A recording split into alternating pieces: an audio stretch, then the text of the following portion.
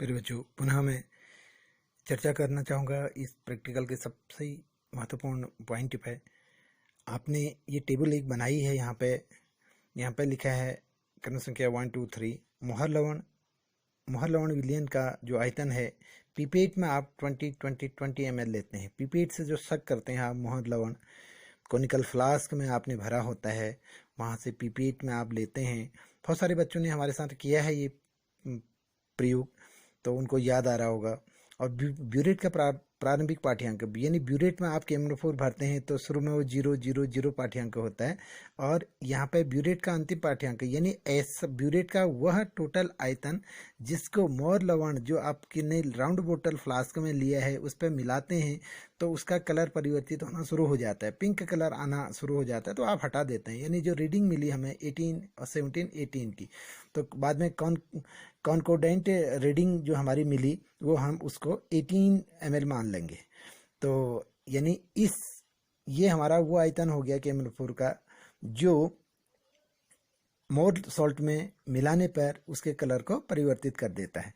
तो हम यहाँ पे रिएक्शन पे दिए गए KMnO4 की मोलरता हम लोग कैलकुलेट करेंगे। तो एक रिएक्शन के माध्यम से फाइनली आयनिक जो रिएक्शन हमारा बनता है, ionic equation MnO4 minus plus 5Fe plus 2 plus 8H plus equal to, यानी कहने का मतलब है कि MnO4 का एक भाग यानी इसका 1 मोल किससे 5 मोल Fe प्लस 2 से रिएक्शन करता है।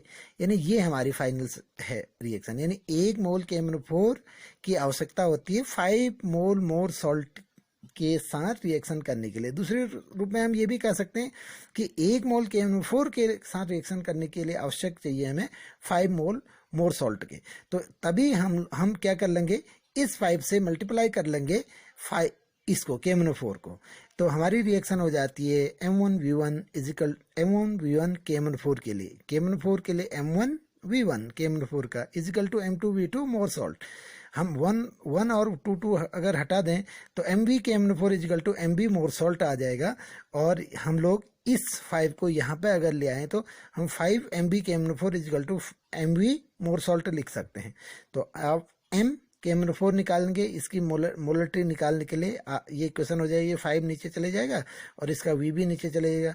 1/5 MS मोर सॉल्ट के लिए इंटू V आयतन किसका MS मोर सॉल्ट का अपॉन V आयतन किसका KMnO4 का।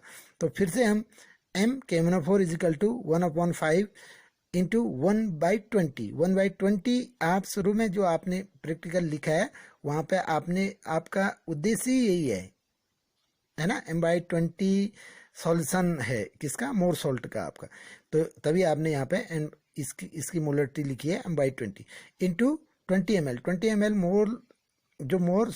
मोर लवण है, मोर सॉल्ट है, उसका आयतन ले रखा है आपने KMnO4 के साथ रिएक्शन कराने के लिए पीपेट के माध्यम से, और 18 ml ये रीडिंग आपकी आई, तो आपने तभी यहाँ पे 18 लिख लिया।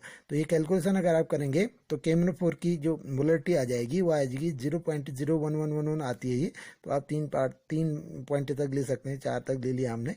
मोल पर लीटर इसकी आपकी यूनिट होती है। तो फाइनली आप लिख देंगे अतः दिए गए KMnO4 की मोलरता 0.011 मोल पर लीटर है।